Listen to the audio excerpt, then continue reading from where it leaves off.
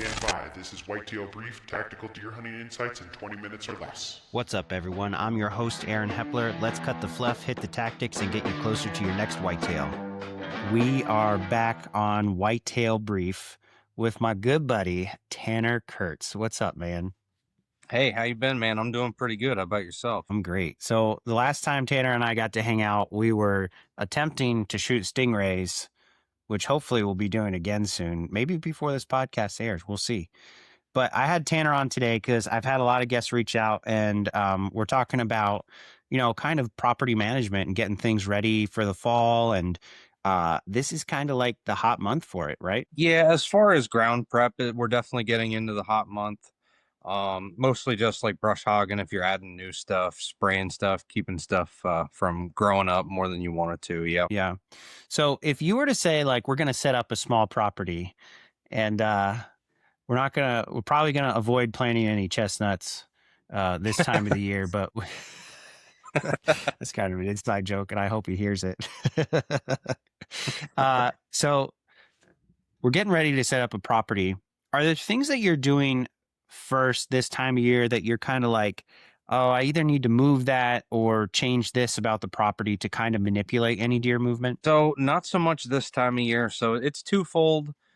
Earlier in the spring, you obviously want to get your trees planted before we get this hot weather. You want to get them in and get them rooted.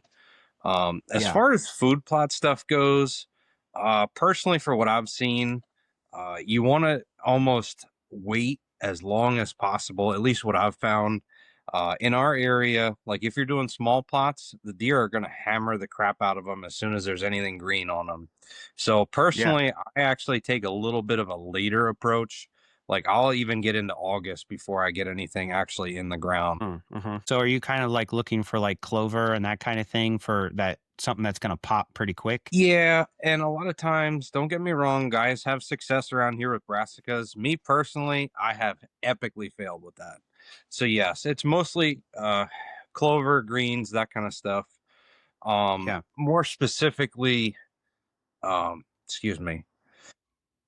So best way I can put it, I have some clover stuff that is already established as well.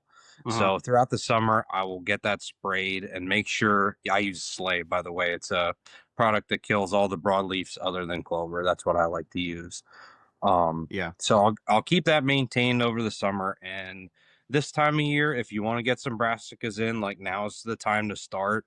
But like I said, I've had pretty terrible luck. Well, and also like the last couple of years here in PA, it's been so dry this time of year that it's like everybody's struggling kind of with the food plot thing. So yeah. And so even when you do get a food plot to take, one thing that a lot of people overlook, like these deer have been around for decades, like in the same area. Yeah. And in our area, we have a lot of ag crops, which you already know. So your food plot is not going to feed them like even for 3 weeks straight. Like they're not going to come in at the same time every day and be there for an hour. They're going to be stopping on their way from point A to point B, whether it's I'll say bedding the water when it's really cold, or excuse me, really hot like it is now, or it's between bedding and other main food. Now this time of year, they're starting to get into the soybeans a little bit. And then once we get into September, October, obviously the mast crops start to come in. And although we were joking about the chestnuts, for me, chestnuts are golden. Like in that early season, I know a lot of guys don't like to go out, excuse me, don't want to go on a tangent here. A lot of guys don't want to go out in that hot weather, but the chestnuts are one of the best mast crops, in my opinion, as far as like almost every year they're going to produce. Versus, as you know, with oaks, sometimes you don't get acorns. Sometimes you do, sometimes you don't. So one of the big driving things for me is chestnuts. Yeah. Is there like a particular variety for anybody that's kind of listening to this? It's like, hey, maybe that's a good idea for next year, or probably not a real good idea to plant them in the fall when deer start rubbing and that kind of thing, I guess. But if you're going to protect them or that kind of thing, if you're going to think about planting them, is there a type of variety that you prefer that maybe produces a little bit later into the season? Because like PA, we have some areas that open early, and those are really great places to hunt with chestnuts. And sometimes you can catch them, in the beginning, first week or two of October if you're lucky, but sometimes they're already scarfed up. Is there any Yeah. variety that you like to kind of prevent that? Yeah, actually, so two things there. A lot of times, yes, they are totally wiped out by the beginning of October. And that's why in our area specifically, like I said, when we can get at them third week of September, for that like third into fourth week of September, that is like golden for us as Yeah. far as trying to get on these deer that are hammering the chestnuts for more than just a Yeah. snack on the way to a main food source. For those couple Right. weeks, that their main food source. And to Right. answer the question about a variety, just the hybrid chestnuts that a lot of the local vendors sell, Whitetail Mhm. Hill, like all those guys, they all sell that kind of stuff. Nice. So you were talking about, maybe it's a better idea to plant your food plots a little bit later, so that way nothing's, it's still usable during the season.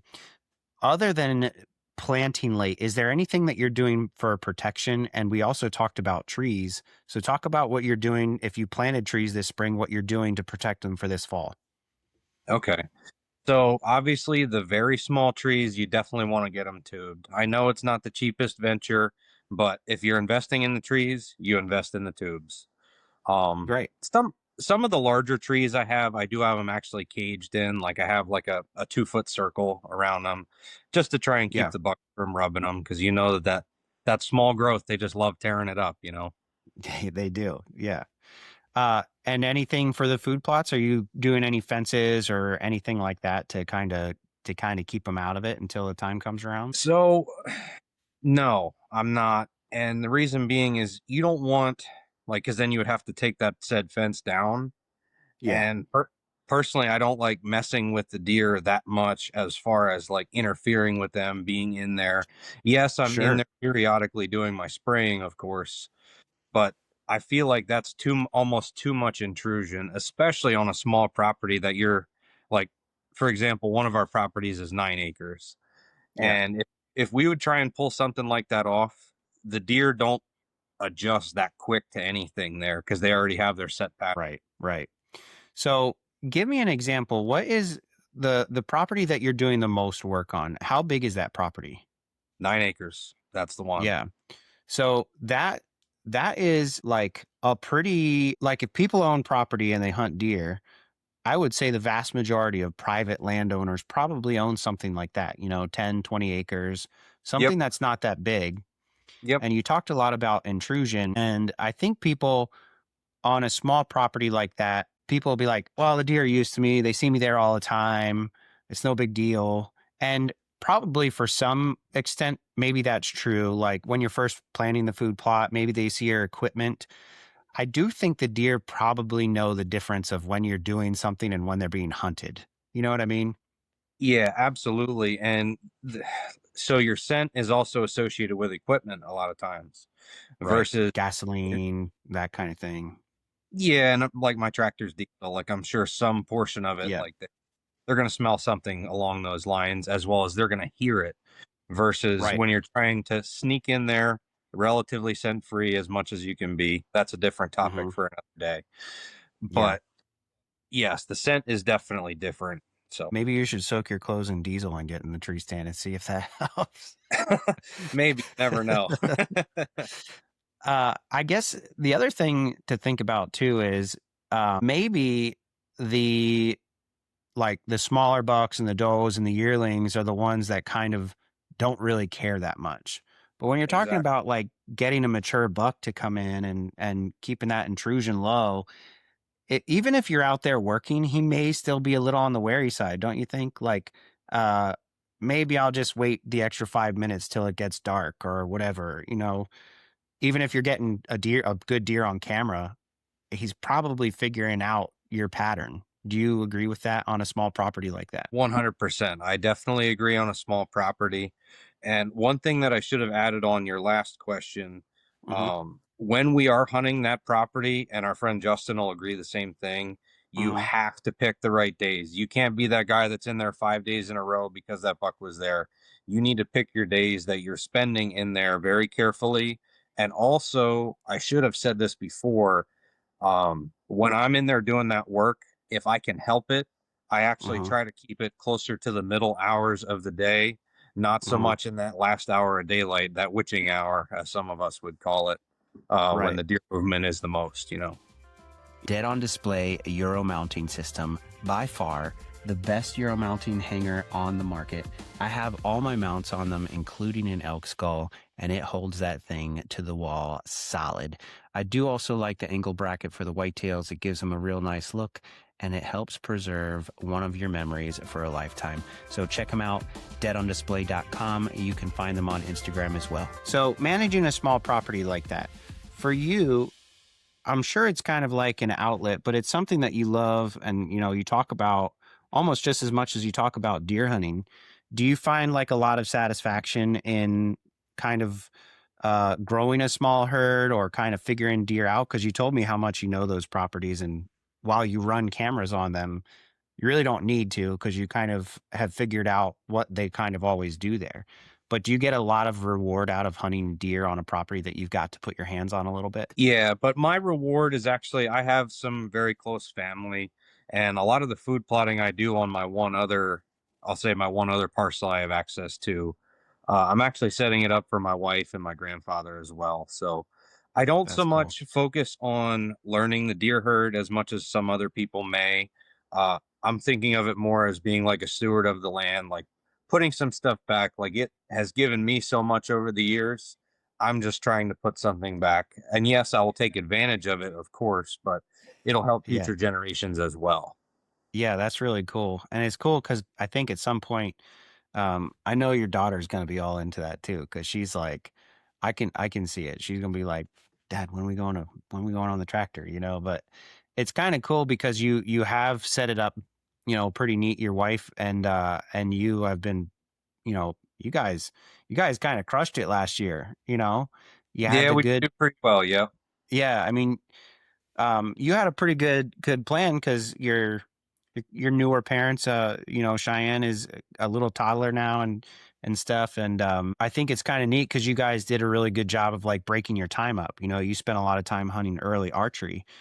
Um, when you're like kind of planning to hunt the earlier part of the seasons, what are you doing? Are you hunting directly over stuff that you've kind of manicured and taken care of, or are you trying to kind of hang back and let the deer kind of take over that stuff so you can kind of use it throughout the entire season? So for me, I have a lot of good properties nearby that I've helped out the landowners, whether that be with manual labor or throwing hay or what have you.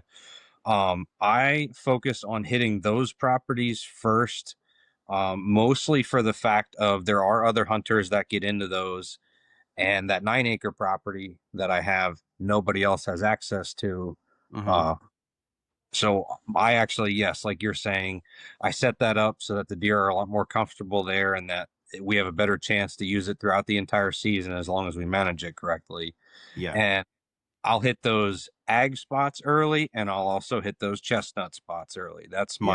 That's my go-to for those first few weeks of the season. Well, they obviously work for you. Let's say somebody just bought their first 10 acres or they just got access to their first 10 acres. Maybe they can manicure it, maybe they can't, but they want to hunt it this fall. We've talked about, how our group is. We all like trail cameras. We know they're a tool. We know we can use them, but really Yep. what you have to do is kind of figure out the nuances of what the deer actually do on the property.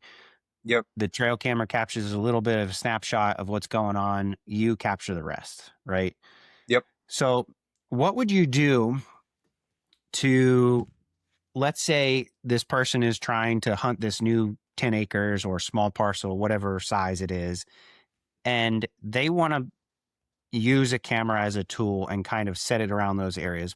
What would be your go-to to say, hey, this is a way you can actionably use this camera as a tool rather than just collect inventory? Like, there's deer here versus like, oh, I've got a nice 10 pointer, but I have no idea what he's doing. So that's a little broad. Narrow it down.